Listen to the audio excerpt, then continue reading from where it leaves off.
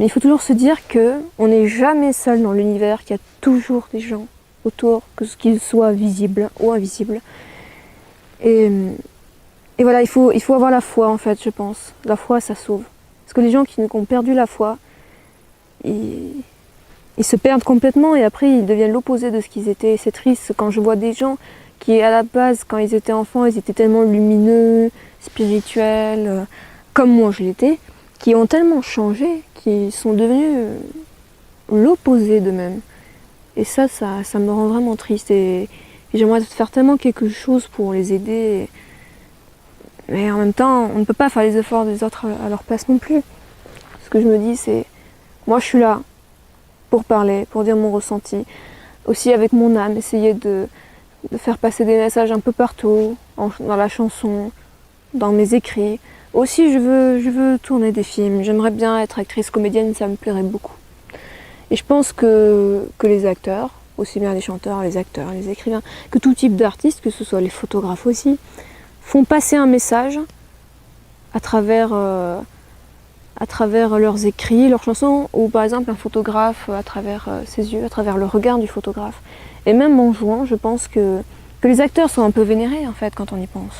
Quand on y pense, la plupart des gens sur Terre admirent les stars, les vedettes. Justement, pourquoi? Parce qu'ils dégagent une énergie comme ça, quelque chose de singulier. C'est en général des gens qui n'ont pas toujours eu une vie facile comme moi, qui ont été un peu rejetés, tout ça, qui se sont pas sentis à leur place et qui se sont tous regroupés dans ce monde d'artistes. Et moi, le bonus que j'ai à apporter là-dedans, c'est ma spiritualité et mon message galactique. Et je pense que ce serait vraiment le meilleur moyen pour moi. Je ne me verrais pas, par exemple, travailler dans un bureau ou faire quelconque métier. Je suis née pour être artiste, je suis une fille sauvage, libre. Je n'aime pas les lois, je n'aime pas les conditions. Je suis une fille inconditionnelle, je n'aime pas les conditions. Je n'aime pas tout ce que nous propose la société. J'ai horreur de ça. On va pas dire que je suis une rebelle, mais c'est vrai que je mets un point d'honneur à être différente et à pas vouloir faire comme tout le monde, justement. Et ça m'est égal que les gens, ils pensent ce qu'ils veulent, les gens. Le plus important, c'est de ne pas écouter les autres, c'est de s'écouter soi-même. Parce que les autres vont toujours essayer de te décourager, de te dire que c'est pas bien, de te casser tes rêves en quelque sorte. Et moi, non, jamais je ne lâcherai ça.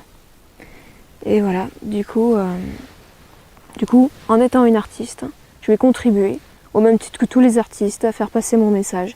Et je sais que ça marchera, parce que je le vois déjà que ça marche. Et évidemment, j'aimerais gagner ma vie en faisant ça. Et si un jour, plus tard, ce métier me permet d'avoir suffisamment d'argent, j'aimerais pouvoir reverser cet argent à des associations caritatives, voire même créer mes propres associations, parce que je pense que malheureusement, les associations caritatives de maintenant, de nos jours, sont pas toujours fiables. Je pense qu'il y a des fraudes, je sais pas, j'ai pas toujours confiance.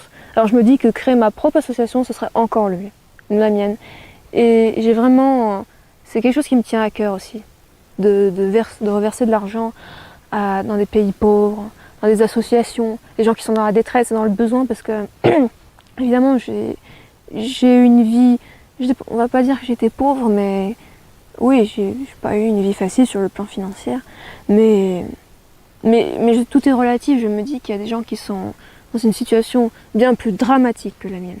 Et j'ai envie justement d'aider ces gens.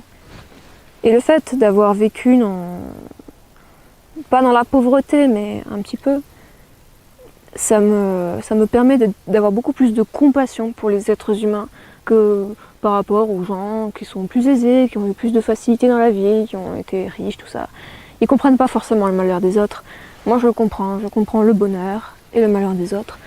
Et du coup je ne juge pas, je ne critique pas, je ne juge personne. Je ne sais même pas ce que ça veut dire juger. Il y a des mots que je ne connais pas. La haine, je ne la connais pas. Je ne l'ai jamais connue. Je suis une fille qui pardonne très facilement, voire même un petit peu trop. Parfois on dit de moi que je suis une fille beaucoup trop gentille. Mais en même temps, la gentillesse est une vertu. C'est essentiel et c'est une qualité pour moi. Je ne suis pas une fille faible. Non, je suis une fille normale. En fait, tous les gens devraient être comme moi. Et ouais, voilà. Je pardonnerai à tout le monde, peu importe ce que la personne m'a fait. Je serai toujours gentille, à l'écoute. J'ouvrirai toujours mon cœur, même à ceux voilà, qui ont fait des erreurs. Parce que l'erreur est humaine, après tout le monde fait des erreurs. Mais voilà, moi je fonctionne comme ça. Et je pense que je peux aider les autres, justement. Et si je peux aider les gens dans le besoin, alors je serai là, il n'y a pas de problème. J'ai ce sentiment de vouloir changer le monde comme ça depuis que je suis petite. Déjà, quand j'avais 9 ans, j'étais écolo dans l'âme, je voulais changer le monde, je voulais inventer des choses comme ça. J'avais des idées quand j'avais 8-9 ans et les élèves de ma classe, ils y comprenaient rien du tout. Je ne comprenais pas pourquoi, à mon âge, j'avais des réflexions comme ça, alors qu'à cet âge-là, on joue, on s'amuse, on fait des choses pas forcément, voilà. Et non, moi, tout de suite, j'ai toujours pris tout au sérieux. Et vraiment, et les gens qui prennent pas assez au sérieux, je trouve. Et moi, j'ai toujours eu cet air sérieux, dramatique, qui avait un regard sur la vie et qui comprenait tout sans forcément parler. Car quand j'étais petite, j'étais extrêmement timide et réservée. Je parlais pas. Quand j'étais en classe, je levais jamais le doigt. J'étais toujours discrète sur les bulletins. Sur les bulletins de fin d'année ou de fin de trimestre, il y avait toujours écrit élève discrète. On n'entend jamais Jérôme, elle parle pas, elle ne lève jamais la main, elle ne participe pas à l'oral. Et oui, et même je parlais pas, donc du coup j'avais pas de problème en bavardage de classe, parce que je parlais pas, donc c'était simple, au moins je ne parlais pas. Mais c'est pas parce que je ne parlais pas que ça voulait dire que je ne comprenais pas ou que j'étais ailleurs. Évidemment, j'avais une partie de moi dans les étoiles, mais n'empêche que je regardais tout autour de moi, j'ai tout observé. Et aussi, j'ai une mémoire assez impressionnante. Tout le monde me le dit d'ailleurs, que j'ai une mémoire incroyable. Je ne sais pas, pour moi c'est normal d'avoir une mémoire comme ça, de tout me souvenir depuis le début. Mais apparemment, il faut croire que c'est peut-être pas si courant que ça. Mais oui. Mais moi, j'ai observé le monde depuis que je suis petite. Et j'avais ma propre réflexion, j'arrivais juste pas à l'exprimer. J'étais trop timide. Après, depuis 3 ans, ça s'est arrangé, j'ai pris beaucoup d'assurance justement, parce que j'ai arrêté le système scolaire, je suis sortie de ça. Voilà, j'en avais marre, j'en pouvais plus, j'avais l'impression d'être en prison.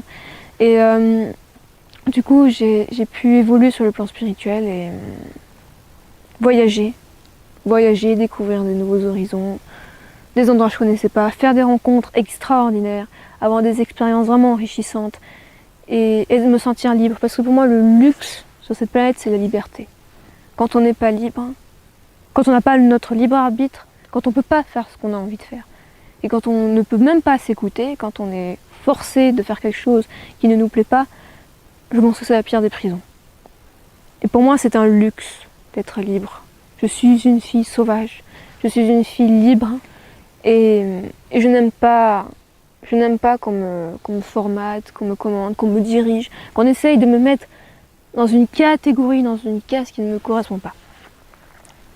Et justement, les artistes vraiment libres, ils peuvent faire ce qu'ils veulent sans être dirigés. De toute façon, c'est comme ça, je serais incapable de faire autre chose. De toute façon, j'ai déjà essayé, mais non. Non, je sais que je ne pourrais pas. Et voilà, alors effectivement ça n'a pas été facile. J'ai vraiment une vie mouvementée, même sur le plan sentimental, sur le plan familial. J'ai été assez traumatisée, même j'ai beaucoup de traumatisme, mais je vis avec. Je vis avec et j'essaye de poursuivre mon chemin en tant qu'enfant des étoiles. Et j'essaye de retrouver les miens, de retrouver des gens qui sont comme moi.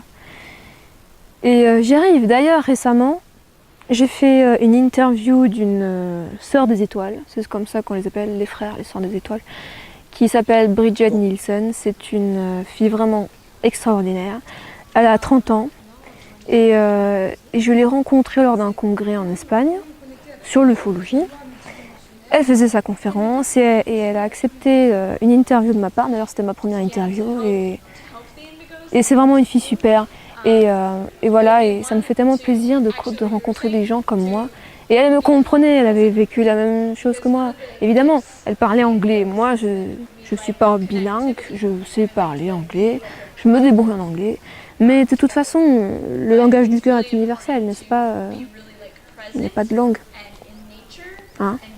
On se comprend tous au niveau de l'âme et de l'esprit et du cœur. Alors, même si elle parlait en anglais et que je ne comprenais pas tout ce qu'elle me disait, je comprenais l'essentiel. Et vous, d'ailleurs, elle a des pages, elle a des sites. Elle est assez connue quand même dans ce milieu et elle explique vraiment bien. Millions of people on Earth believe in the existence of extraterrestrials and are having increased sightings and contact.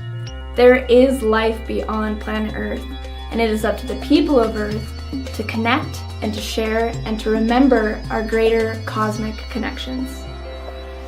Eh bien, merci infiniment pour cette interview. Vous êtes vraiment une personne très inspirante dans notre ère actuelle. C'est assez difficile pour les indigos et les starseeds, donc merci. Et il faut des gens comme vous sur Terre. C'est ce que je voulais vous dire. Merci infiniment. Merci. I wouldn't want you to come, never a thing to burn slow, but I was hoping you'd see me a different way. So many bodies I've touched, crashing around me like dust. You are the realest thing I've never had to fake. Oh, I don't need nobody, but I don't need nobody but you.